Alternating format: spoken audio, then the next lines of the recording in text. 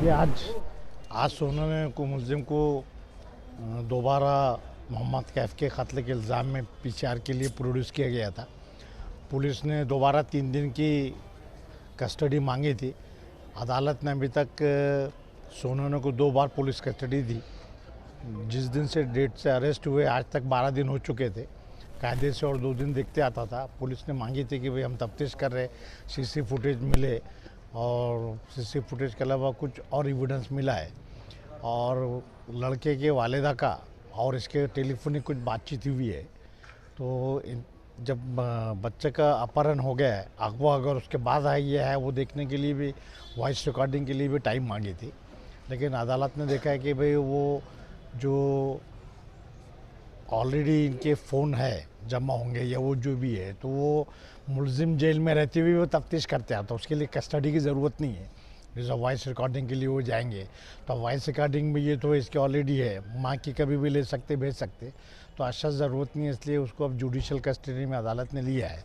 आज भी मुलजिम की तरफ से कोई वकील हाजिर नहीं हुए थे, इसकी वजह से भी कोर्ट को थोड़ा वो करना पड़ा कि भाई एक तरफा अदालत फैसला कर रहा है वो भी नहीं। लेकिन अदालत ने पूरी कस्टडी देखी कि पूरे रिमांड रिपोर्ट देखिए कि अभी तक पुलिस ने काफ़ी तरक्की की है, तफ्तीश भी सही सिमत में जा रही है। तफ्तीश के दौरान जो नई बात आई तो पुलिस का ये कहना था कि भाई वो क्यों कत्ल किए आज तक वो मोटिव नहीं बता रहे हैं, और चूँकि चश्मदीद गवाह नहीं है तो हमको मोटिव रिकवर करने के लिए चाहिए। लेकिन अदालत ने कहा मोटिव और भी दूसरे तरीके से भी देखा जा सकता है। जैसा पुलिस को शक है कि भाई ये मुलजिम के और ये मोहम्मद कैफ के वालिद के जो टेलीफोनिक कम्युनिकेशन हुए है तो उसमें कहीं उसने ब्लैकमेल तो नहीं किया, दबाव तो नहीं डाला है, तो इसलिए वो कॉल रिकॉर्डिंग वगैरह करना है। लेकिन अदालत का कहना है कि कॉल रिकॉर्डिंग भी वैसे हो सकती है और जितनी अब तक पेशरफ्ती हुई वो काफ़ी है, इसलिए अदालत ने वो जुडिशल कस्टडी में उसके दी है। मतलब पुलिस कस्टडी ख़त्म कर दी है।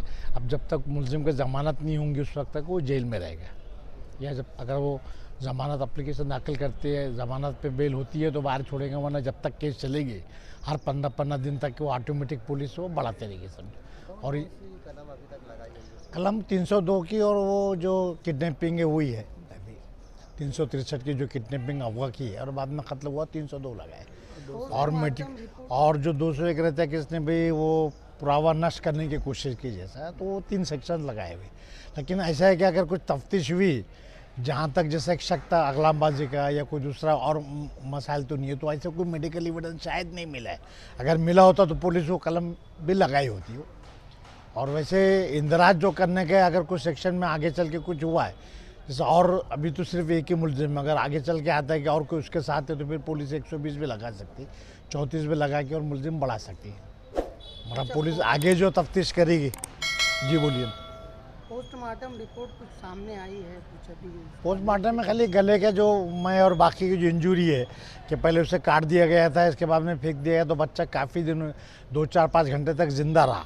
तो ये ऐसा वो होगा कि भाई काट दिया, फेंक दिया, चले गया तो वो समझ गए मर गए बोल के, और वो अपनी जगह पे हलाकत, तो मौत बाद में हुई है। वो बच्चे के मारने की कोई वजह सामने आई? वही नहीं आई अभी तक। वकीला की ओर से भी आज कोई अहम क्वेश्चन क्या उठाएगा? अहम क्वेश्चन ये बताया था हमने कि भाई और 2 दिन की कस्टडी दे देंगे, तो चूँकि चश्मदीद गवाह नहीं है तो जो मोटिव है, वजह क्या है, वजह आना चाहिए ना। कल को वजह नहीं आई तो आगे तकलीफ होती है।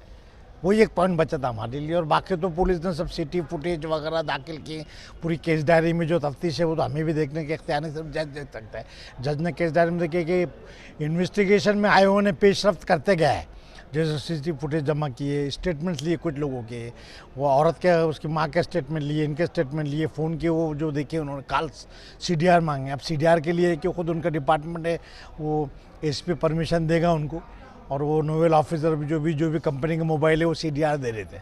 हमारा कहना है कि वो वॉइस मैचिंग देखो, कोर्ट ने कहा वो वैसे भी बगैर पुलिस कस्टडी के भी होते आता है, वो देखता था वो तो वो है बोल के। वकील साहब 2 मरतबा PC खत्म हो जी, क्या वजह है कि पुलिस अभी तक कत्ल का मोटिव नहीं, उसकी वजह क्यों नहीं तलाश कर कैसे पाई? पुलिस की नाकामी देखिए, नहीं। नाकामी नहीं बोलेंगे, बाज़ मुलजिम जो रहते ना, भी थी कि पहले दिन से क्या बोल रहे पुलिस कस्टडी दे दो मुझे, कोई दूसरा बोलता मैं बेगुनाह है, बिला वजह। जैसे आमतौर पर लोग चिल्लाते कि हमने कुछ नहीं करे, पुलिस ये कर रही, वो बोल रहे नहीं दे दो कस्टडी, तो वो पोस्टमार्टम बहुत रिपोर्ट ज़्यादा। ऐसा आया है कि मौत की वजह दम घुटने और सर पर चोट लगने जी हाँ की ना, वजह जी से हाँ ना, हुई, जी हाँ ना। और उसके बाद उसका गले पर ऐसा बराबर। तो फिर ये सब चीज़ें को कोर्ट के तो सामने वो ये सब कोर्ट के सामने आ चुके ना पोस्टमार्टम में।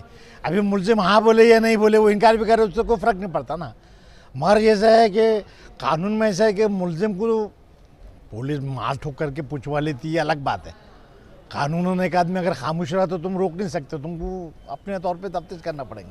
हम ज़बरदस्ती नहीं कर सकते। देखने में ऐसा मार छोटे मोटे जुराइम में